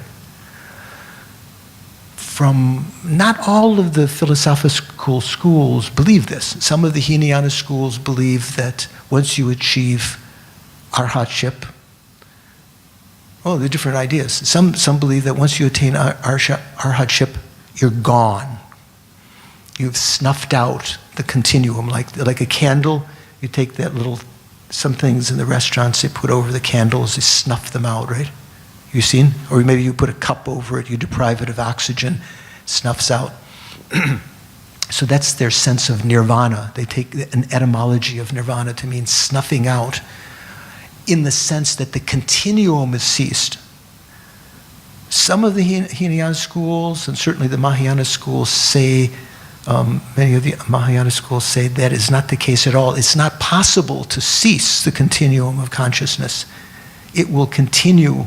Even you've ceased the delusions, so that consciousness no longer enters into uncontrollable taking of rebirth. The consciousness still continues. So they take the sense of what is snuffed out as not the continuum, but what is snuffed out is the afflictions. What is ceased. Nirvana means that, the way that the Tibetans translate nirvana, nyanyen le depa, means passing beyond sorrow, the state of having passed beyond all cyclic existence, the suffering of cyclic existence. So the Hinayana path, they might achieve arhatship quickly, just in a few lifetimes, but they remain in that meditative equipoise for eons. And I don't even know, sometimes like countless eons, many, many eons. And then they have to enter into the Bodhisattva path and accumulate merit again, like the Bodhisattvas do for a long period of time. If someone had entered into the Bodhisattva path at the same time an individual had entered into the Hinayana path, the Shravaka or Pratika Buddha path, even the very slowest Bodhisattva that takes 3 countless eons in time, they would achieve enlightenment much, much before the Hinayana Arhat. So Lama Yeshe used to give an example of this, and the reason the Hinayana Arhat, Hinayana practitioner, the Shravaka or Pratika Buddha, don't deviate from their path of achieving liberation is because it took a great deal of effort to feel that extreme revulsion for cyclic existence and a desire to free oneself that's done with great effort. Can only be kept up for a certain number of lifetimes. Remember I said, because that kind of depriving yourself of pleasure is not something you can keep up for a long period of time. But that's very, very strong motivation is based on another kind of imprint in the mind that we call self-cherishing attitude, right? Self-cherishing attitude is different than self-grasping. You know what self-grasping means, right? Do you know what self-grasping means, sir? Do you know what self-grasping means? You do? Oh, good. What is self-grasping? Suddenly the smile went away from your face when I asked you what it was. You can't look it up on Google. Okay. No, I'm not. Okay. No. What is self-grasping? I guess, I'm very new to... You know, I know that but that's why I'm asking you, is to see if, just so I don't leave anyone behind. Trying to attain something. So here self-grasping, a little bit different than that. It's that to our mind, there is an appearance of our own self, seemingly independent of the body and mind. Something existing there from its own side. Like, what's your name? TP. TP. So TP, you yourself, TP, think, I am TP. If someone says, Tipi, you're a liar, or Tipi, you cheated me, or something, there is a sense, it doesn't necessarily associate, your sense of Tipi doesn't associate with your body. If they say you're a thief, it doesn't necessarily associate with your body. It's as though they've accosted you, a sense of you that's somehow really there, a sense of self, or Atma, or soul. The belief in that soul, just accepting that soul as existing, so acquiescing to it, adhering to it as true, is what's called self-grasping. So that particular, and from a Buddhist perspective, that self does not exist the way that it appears. In the same way that the reflection of myself in a mirror, that I might mistake, oh, there's another monk over there wearing the same clothes, and I look and I see it's just a reflection of myself. There was not another person there, right? It was actually empty of being a person, but the cursory examination, it looked like another person. Do you follow what I'm saying? Like the reflection in a mirror, or the reflection in a lake. Sometimes the moon reflects in a lake and the deer come and they think that it's almost as though they're mesmerized, as though there's a moon in the lake somewhere. Most of us would recognize that is empty of being a real moon. It's a reflection of the moon. Looks like the moon. Yeah, go on. From what you are saying, your explanation, but why you use the word grasping? From what I perceive you as saying is without self, maybe. But then, why this element of, why use the word grasping when that is not what you want? Right. You know, it's like contradictory, actually. Yeah, because actually it's not there, but we believe it's there. That belief and that going along with, like the reflection or the echo as being really something that's there, that's the sense of, this dependent word is zinba, grasping, to hold on, to adhere to. In the sense of, even in the least level of just acquiescing. Do you know what acquiesce means?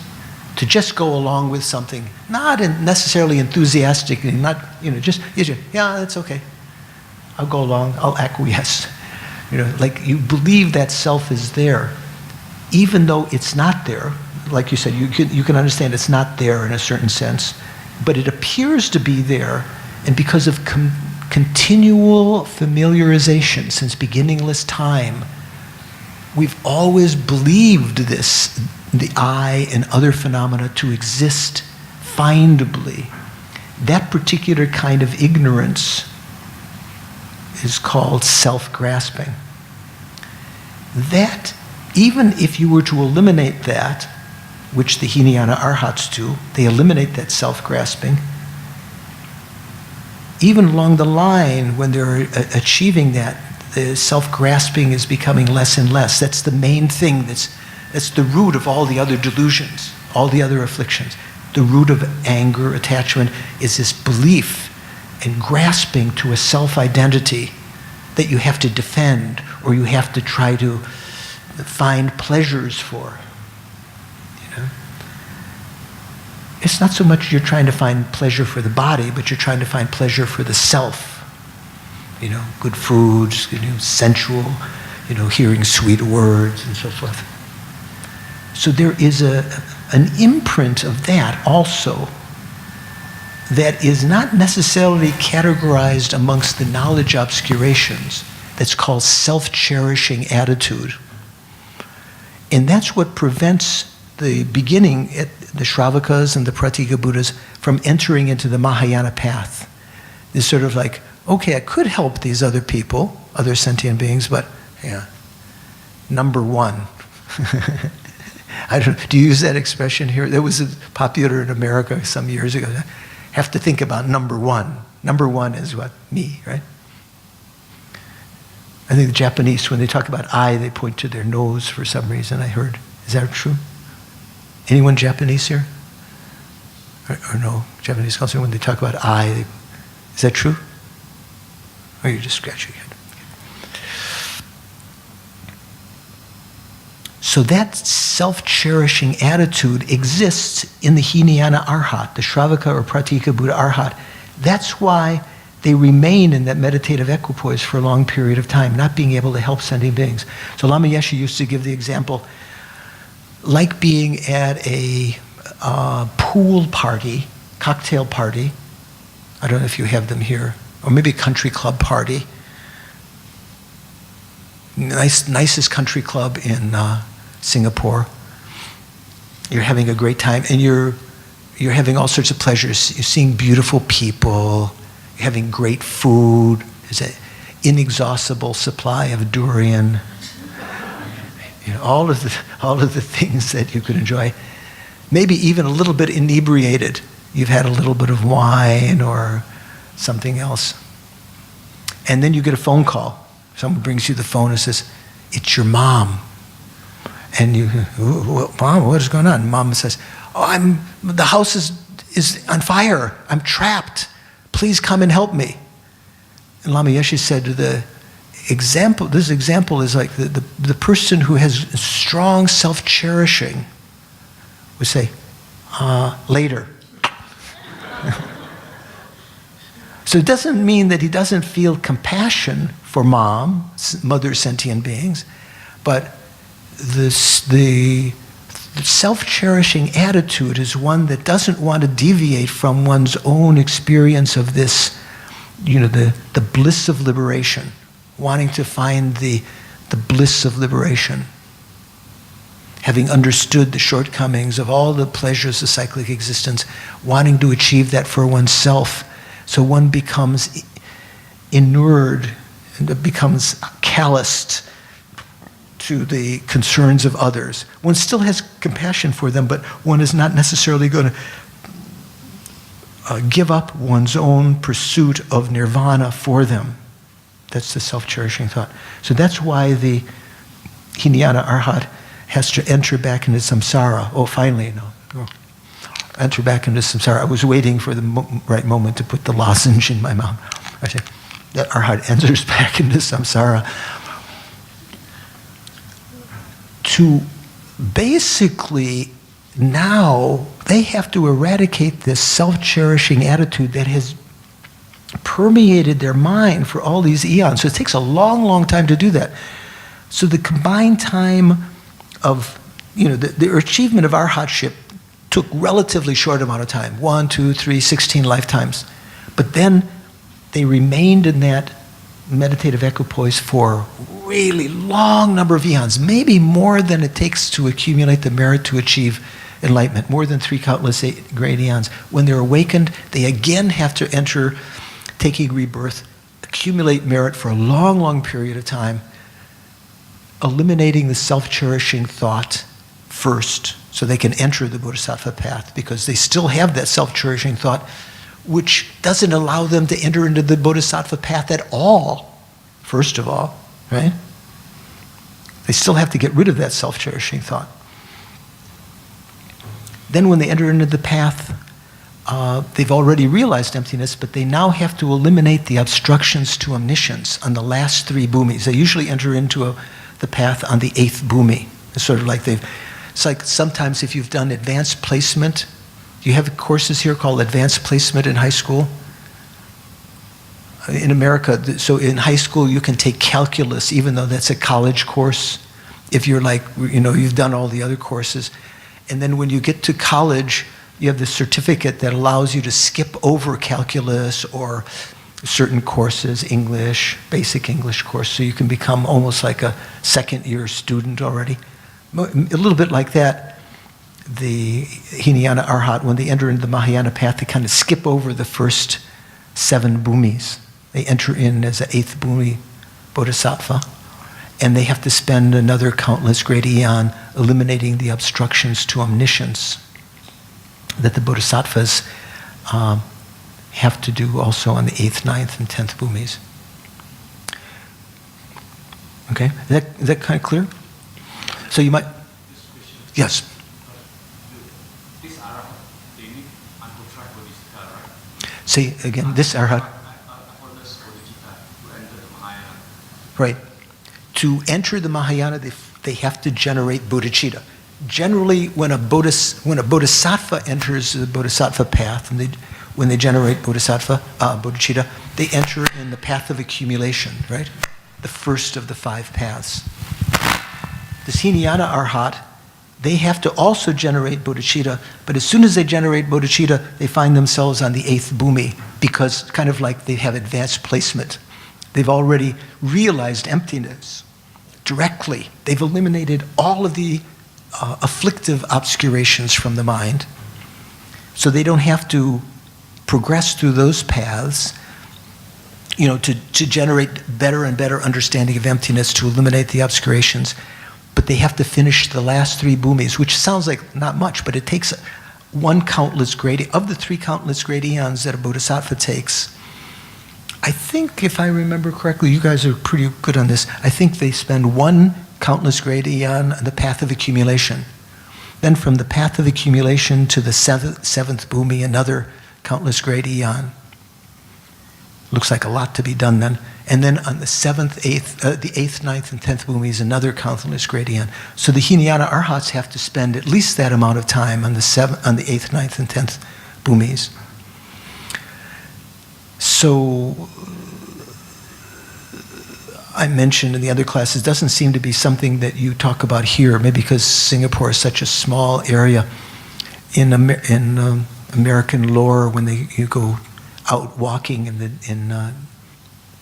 the wilderness, if you know that there's a river that splits, at a certain point the river divides, it's said to be better to cross the river once, before it divides, because if you go to the other direction and you have to cross it twice, the 2 tributaries or something like that, more difficult. So like that, it's said that the person who thinks about the defects of first achieving nirvana, waiting in that state for a long period of time, like the person at the cocktail party or the country club party, so absorbed into their self bliss, their self-cherishing attitude that they can even give up considering to work for the welfare of others who have been our mother, like mothers calling, I'm burning in samsara. Later. The Lama Yeshe is very skillful that way, talking about that. So knowing if you achieve nirvana, you remain in that. It's like can you see? It's like here's the river before it's split. Here's the river after the tributaries have split. So if you cross here, you first achieve nirvana. You have to remain in that for a long period of time. Then you cross over that by entering back into samsara, practicing the bodhisattva deeds, accumulating merit, and eliminating the obstructions to omniscience, and you achieve enlightenment. Whereas if you'd crossed the river once as a bodhisattva, all this time you are able to help as a Buddha, you're able to help sentient beings. So it's much more skillful if you have that strength of mind. If you've been exposed, and all of you have been exposed to the Mahayana, you can feel very fortunate. Wow, I'm very fortunate to have heard this and have it pounded into my head. Again, this is the most expeditious path to take, the Bodhisattva path. Even though it might seem daunting at first, why go through all that effort working for sentient beings? I'm just going to achieve nirvana. Eventually, you're going to have to do this later. And all the time that you have wasted in that blissful samadhi of nirvana, sentient beings have been suffering. And you've kind of ignored them because of that. Okay. Yes, please. So, just wondering, curious for sometimes, then why Buddha made all the main disciples of Buddha, Sariputra, Ananda, Moggallana, all these are arhats. Why at that times Buddha Sakyamuni didn't teach them Mahayana part? Most of the times, most of the main disciples are become arahat? Just Christians. Yeah, right. So when we read so certainly if we read the Theravada suttas, or so we say sutras, or suttas, or the various discourses of the Buddha, the main people that are being talked to, when the Buddha taught the first turning of the wheel, one of the classes we talked about what that meant, mainly meant the discourses starting with when he taught the Four Noble Truths to the first 5 disciples in Sarnath. After he achieved enlightenment, 7 weeks he waited, sought out these 5 disciples that had been the sons of the ministers, and one of them had been the youngest minister, that had been his disciples for the 6 years of ascetic practice when he had sought out all the various teachers. So very close to them. They had given up on him. He went to Sarnath to teach them. That particular discourse, mainly teaching about the Four Noble Truths, was mainly talking about the Hinayana path. And all of the subsequent teachings that he taught in that same vein, that same stream of thought to achieve nirvana, all of those are called, even though they were distant time, many years later, they were all called teachings of the first turning of the wheel. When the Buddha taught the Bodhisattvas as his special audience, when he taught the Prajnaparamita Sutras, which is only found in the Mahayana, you don't find the Prajnaparamita Sutras in the Tripitaka of the Theravada, you do hear mention, there were Hinayana Arhats there. Shariputra was there, Bodhganyana was there, what do we say, Asaji, what would I say, Asvajit, one of the first 5 disciples. Many of them were there, kind of just like say for instance, before you receive, if you ever have a chance to attend the Kala Chakra initiation of the Dalai Lama, have you ever, you've heard of it? So say, I'm not ready for Tantra, that's beyond me, I don't know about that, but you want to be there. Dalai Lama is giving the discourse.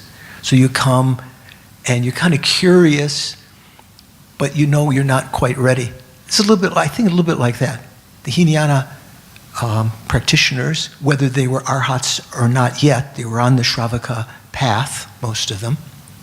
And again, I said there are probably no Pratyeka Buddhas there because the Pratyeka Buddhas don't generally hang around when the Buddhas are teaching. They want to do this by themselves. Most of them were Shravakas.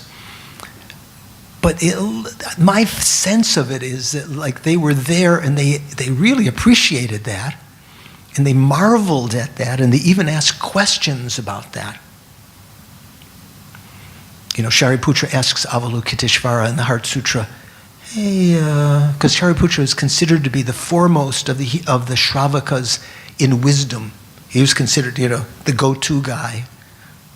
Do you say that? The go-to guy, like is it KK is the go-to guy for computers at ABC, right? Or, Jeffrey's a go-to guy for, certain pujas, and what was it, Dachom, Venerable Dachom, formerly Major Fred is a go-to guy, used to be the go-to guy for animal liberation, something like that. So Shariputra was the foremost in wisdom. Of the Hinayana practitioners, mainly talking about the wisdom that the Buddha taught in the first turning of the wheel, how to achieve nirvana. So he's asking Avalokiteshvara, hey, how did the Bodhisattvas practice their perfection of wisdom? Because he didn't know. There's something beyond his knowledge of wisdom. So in the Hinayana scriptures, you don't generally hear mention of Bodhisattvas. They might have been there also, but maybe the Hinayana doesn't make, I don't know. They might have, out of their, they want to hear all of the teachings. They might have been able to hear those with their clairvoyance. I don't know. But you don't hear about the Bodhisattvas at the Hinayana scriptures, right? Theravada suttas. Maybe occasionally Maitreya or one of the other Bodhisattvas is mentioned, but generally not. But in the Mahayana sutras, you do hear mention of the Hinayana disciples being there, but I think it's mainly in that sense of like us going to the Dalai Lama's Kala Chakra when we're not yet ready. We appreciate that, we might aspire to that, but that's not our practice right now. So the Hinayana Arhats ask questions. One of the other famous examples is when the Buddha was teaching this one sutra called the Sutra of the Three Heaps. Do you know that sutra? Cecilia, do you know that sutra?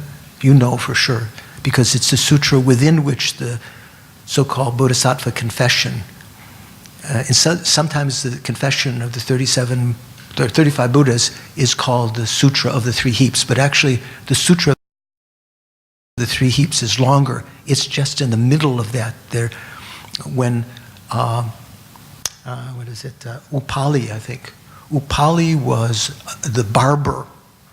When certain of in Kapilavastu, certain of the royal court, once the Buddha became so renowned, these other guys wanted to go, oh, he's one of us, we're going to, superficially they become renounced.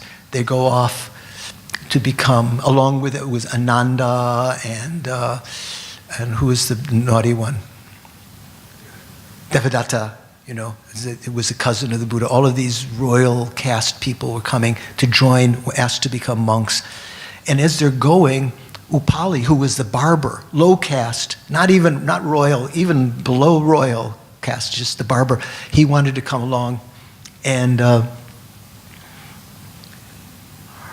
when they got to these royals, they got to the stupa where the Buddha had cut his hair, on and sent back with his attendant, his robes and everything. They wanted to emulate that. They cut their hair and they gave their robes to Upali, who had accompanied them as their servant. And they said, bring these back to the palace. Tell them that we left. And he said, no, I can't do that. Because if I go back, they see me from the distance, they'll think I killed you, and they won't wait, they'll just kill me. And they said, oh, okay, you can come with us.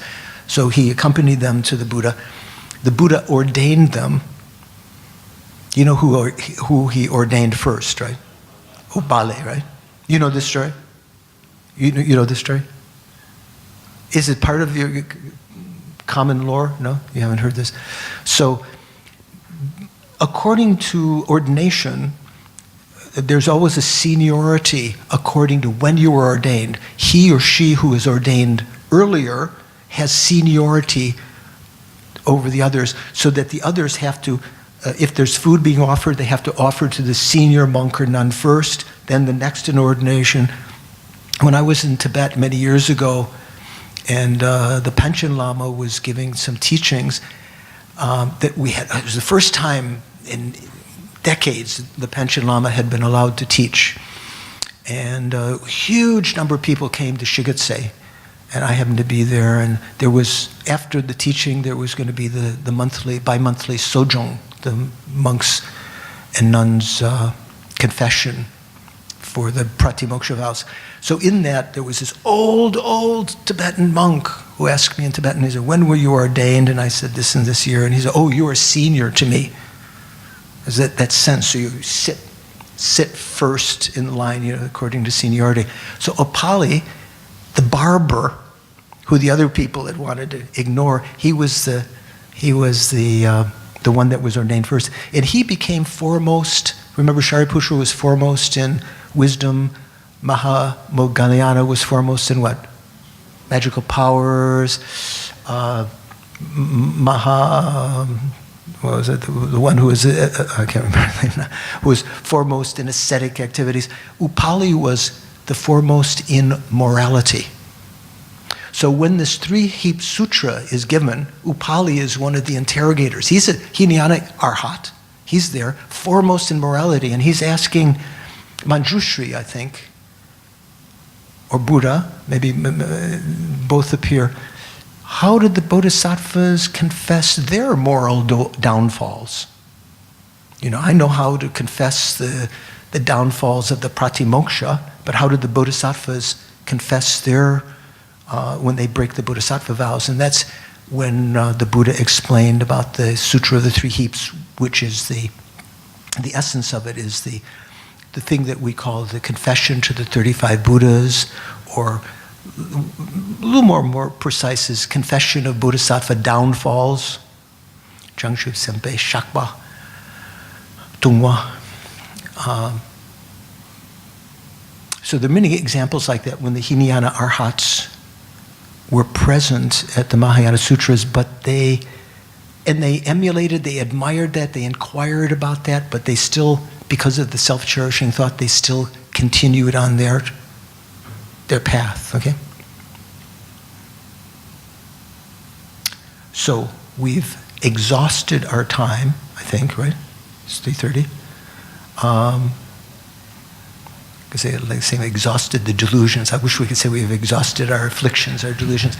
So let's just, with that in mind, keeping in mind next week we can go into some more of the details. And if you have thoughts or questions, write them down. Or you have something you wanted to ask right now? Okay, one question last question. Oh, good. You've got it written down even, okay. You mentioned that the Arahats will enter the Mahayana path on the 8th ground, right? They enter into the Mahayana path when they develop the uncontrived bodhicitta, then they enter in the 8th ground. Yeah, they enter, when they develop bodhicitta, they enter into the Bodhisattva path, but they don't enter, at that point they're not called a path of accumulation Bodhisattva, they're actually an 8th level Bodhisattva, if that's what you mean. Yeah, I don't agree with that. You wouldn't agree with that? Good, okay. Because then there will be no reason for one to enter the... Say again, I couldn't catch.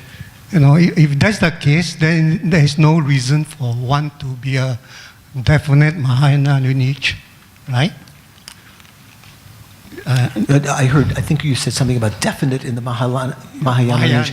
So just so you know what he's talking about. So there's different things. To be definite in the Mahayana lineage means right from the beginning, you have karmic instincts to persevere in the Mahayana. Okay? Okay, and the Harakat have to enter in the path of accumulation is because they have not enough merits. They have not accumulated enough merits. Because of first one path of preparation to the 7th ground, you need 2 great countless eon. So Arahat maybe as you said, they may be Arahat 16 lifetime. So they have not enough merit. So they have to enter the Generally to enter, to reach the 7th ground takes 2 countless great eons on the Bodhisattva path. But the Hinayana Arhat has accumulated merit to achieve the equivalent of that. They have eliminated all of the obscurations, all of the afflictive obscurations. And in order to develop bodhicitta, they have to, it's not as though as soon as they arise from their samadhi and they take rebirth that they have bodhicitta. It takes them a long time to accumulate the merit to achieve bodhicitta. So they're accumulating merit then. They've already realized emptiness. So it's said that they when they entered into the Mahayana path, they enter in on the 8th bhumi. But that's a good point. Do you understand what you're saying? You're saying, hey, this doesn't seem fair. The bodhisattvas take 2 countless great eons, and these bodhisattvas lazily sitting there, it seems like they should be penalized or something, right? That's right. So they have to be entered for the path of accumulation to accumulate the 2 great countless eons. Okay, we'll make note of that objection to the, yeah.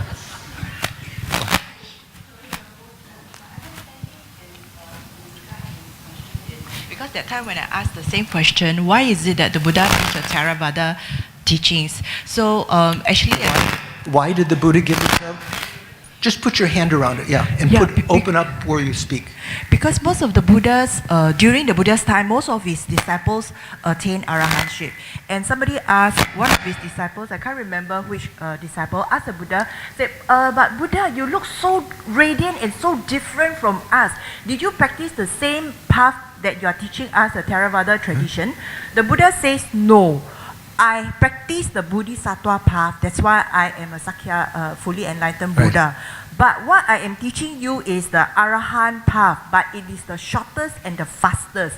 During this time, I am the Buddha. Now that you are my disciple, in this lifetime, you can gain enlightenment. Exactly. Very short. 1, 2, 3, 16 lifetimes. Very quick. During the Buddha's time is during that lifetime if they practice according to the Buddha. So the reason why the Buddha teaches the Theravada tradition is because it's the shortest and it's the fastest. So for Bodhisattva it's different because it takes a long time for Bodhisattvas to practice before they can gain enlightenment as a Buddha, fully enlightened Buddha. And also with regard to, because you were mentioning about the Arahants being in Samadhi, right? From what I read from the bibliography of Arahanta Man, he used to... Arhat who? Arahanta Man. Who? Achan Man. The Thai meditation Arahant. Oh, someone who's recognized as being an Arhat, sort of contemporary to us sometime. Yes, contemporary Arahant. Okay. So in his bibliography, he wrote that he used to, in his meditation state, he realized that for the past many lifetimes, he practiced the Bodhisattva path.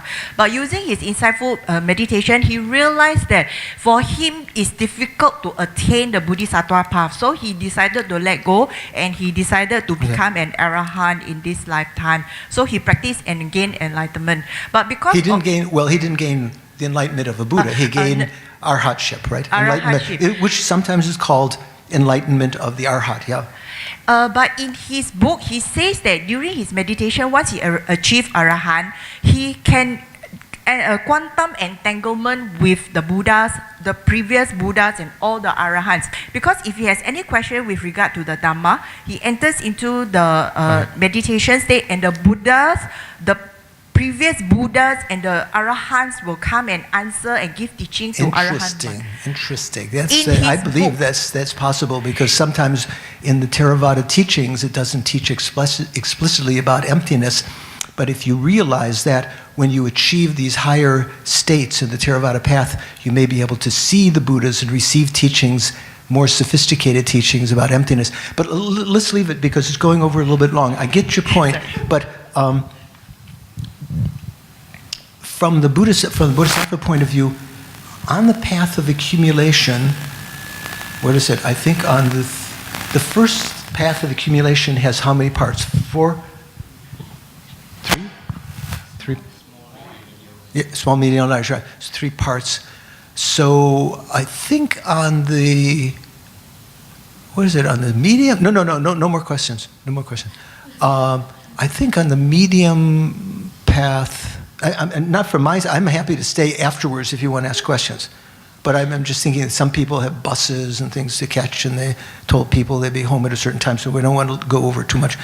So at a certain point there, I think it's on the path of accumulation, isn't it, that a bodhisattva becomes irreversible. So their bodhicitta can no longer be lost, and they will no longer enter into the Hinayana path. So this particular gentleman who is renowned as being a Thai arhat. Bante, what? Okay. This individual, if he said that he had realized, he had meditated in many previous lives on the Bodhisattva path, he had not yet achieved the state of irreversibility on the Bodhisattva path. A famous example is Shariputra. Shariputra, at a certain point in previous lives, is said to have practiced the Bodhisattva path. Have you heard this? Have you yourself heard this, ma'am? No. So at that point, at a certain point, he had not yet reached the point where his bodhicitta was gold-like, because gold is usually immutable. You change the shape, it still stays gold, right?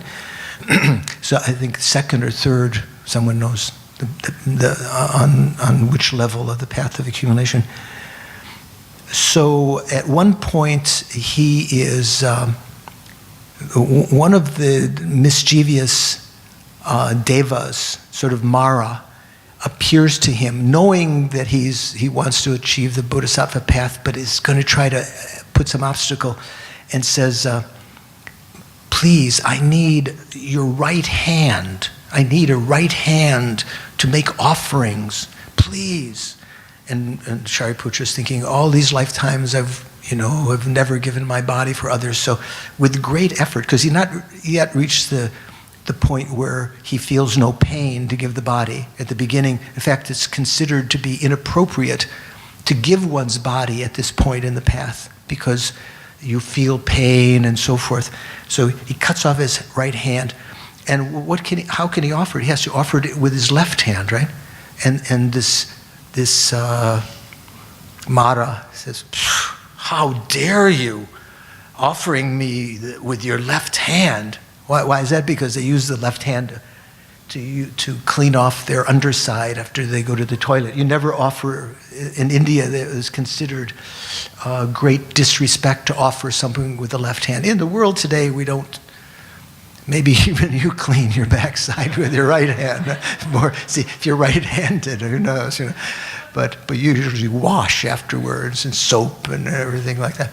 So at that point, Shariputra's mind, they say it's sempamba, so it was completely depressed and thinking, how can I work for sentient beings if they're like this? And at that point, his bodhicitta was lost. And he entered into the Theravada path, the Hinayana path. Theravada is only one of many, many Hinayana paths. It's a little bit erroneous to say Theravada, but that's generally what the only Hinayana path that we know today. Mahasangika and some other versions exist, some lineages of Vinaya exist in various places, Korea and other places, but generally that's the Hinayana path we know. So there are examples of that. So this particular arhat that you're mentioning, the Thai arhat, had not yet reached that state of irreversibility. So that's not contradictory to the teachings, but fits in quite well. It's interesting. So let's just do a dedication of our energy that we've created this morning, this afternoon. We've definitely, with good intention, analyzed the teachings, heard them, come up with, discerning questions, incredibly, clear that you're listening and thinking about the teachings. You've created a vast store of merit. Try to dedicate this because you know that the merit will ripen. This is because we have not yet realized emptiness, most of us, or any of us. So it's contaminated virtue, which will arise generally within cyclic existence as some kind of pleasure, which is contaminated pleasure, not real, uncontaminated pleasure, yet still we can dedicate that merit so that it has a link to uncontaminated phenomena such as, the realization of emptiness and the achievement of Buddhahood and so forth, by thinking in ways like this. In whatever way this merit ripens, may it become the cause of my cooperative condition, of my continued Dharma practice. So if I become wealthy, may I not be, arrogant and miserly with it, but because of these dedications, may I be impelled to use it for the benefit of the Dharma, my own Dharma practice, the Dharma practice of others.